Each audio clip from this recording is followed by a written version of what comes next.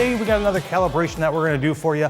I've got a 2018 Lexus IS300 that's going to need the front camera calibrated since the glass was recently replaced. We're going to hop right into that so you can see how to do these in your shop as well. Okay, make sure you toggle your ADAS selection to the highlighted light blue. That will pop up on the pre-scan and the post-scan first for easy viewing. We're going to go ahead and do our pre-scan. Make sure there are no fault related to the camera and the windshield being removed.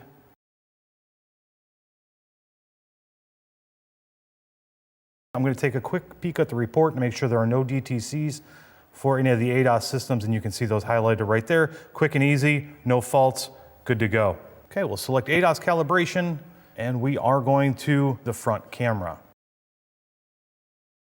Place the windshield.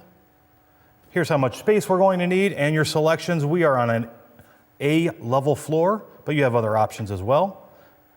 Need at least 45 inches of space in front of the vehicle. Again, this can be done in most shops anywhere. That's plenty of space to do this. Here's the equipment that you're going to need. And here's how much space total you'll need, which is 3 meters. Not a lot. This can be pretty much done in any shop. Here's your preparations. Make sure the steering wheel's straight. You'll see all the fluids topped off at their specified level.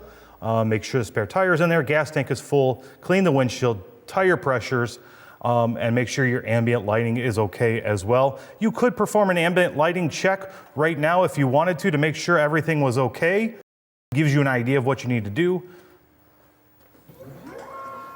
My 1000 is going to go ahead and put itself into a home position before we start making our finite adjustments. You'll also notice in the upper right-hand corner, my voltage is good because I have a battery maintainer on there. You should as well. We're going to go ahead and install our rear wheel clamps, and our digital panels have already been installed on my arms and are plugged in. These wheel clamps I'm using are optional. The rim clamps are standard. We'll press next. We're going to use our alignment aid at this point in front of our bumper.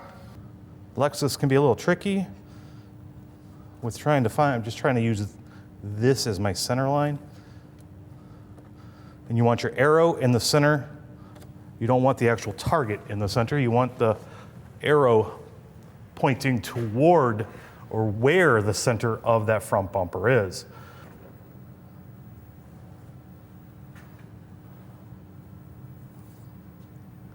We'll remove the alignment aid. Looking for 3 green check marks.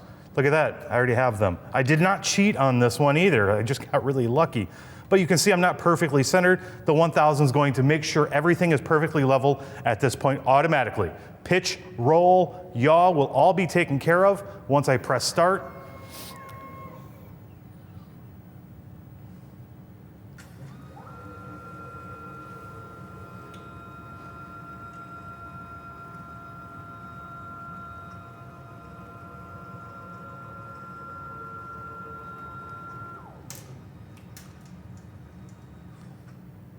Double check your patterns on the displays. I have them right there. If you think that you're having a little bit of an issue with the brightness of these, you can adjust the brightness of that. Right now it's set to automatic, but if you think you need a little bit more, you can turn that off and go ahead and change that brightness as needed.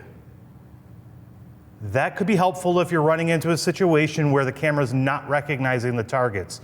So it might be something to do with the brightness.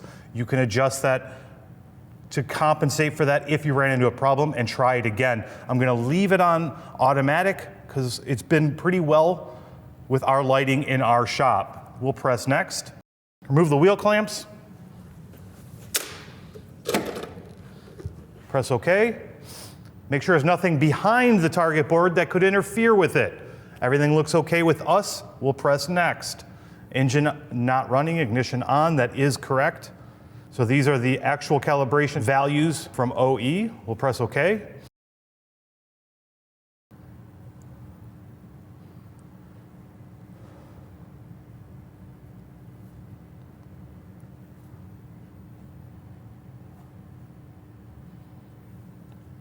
All right, so we're gonna press next.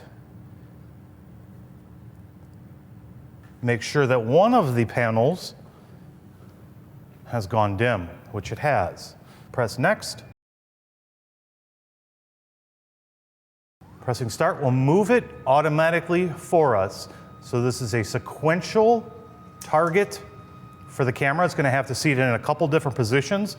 I'm not manually changing it. It just does it automatically for me.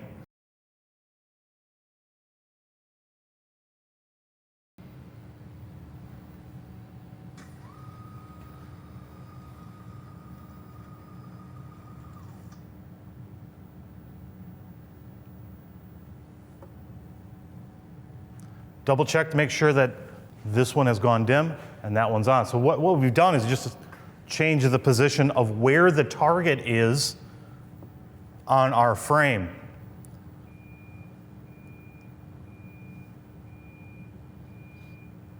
And the calibration was successful. At this point, what you want to do is your post scan to make sure there are no DTCs set while you were doing the calibration. Here we showed you an easy, simple calibration that can be done in your shop with very little room needed to do so.